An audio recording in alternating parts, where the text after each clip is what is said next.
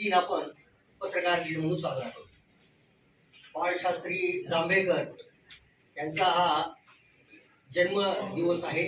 1812 6 जानेवारी हा त्याचा जन्मदिवस आहे. पुढं 1832 मध्ये त्यांनी दर्पण हे नियतकालिक सुरू केलं होतं आणि तेही 6 जानेवारीला सुरू. त्यातून मराठी पत्रकारिता सुरू झाली. इंग्रजांचं शासन होतं मुंबई इलाक्यामधून, मुंबईमधून हे प्रकाशित होत होतं आणि इथून पुढं आजपर्यंतची आपल्याला माहिती पत्रकारिता जी आहे ती या सोशल मीडियाच्या साहेबांनी उल्लेख केला या काळापर्यंत येऊन या ठिकाणी पोहोचलेली आहे.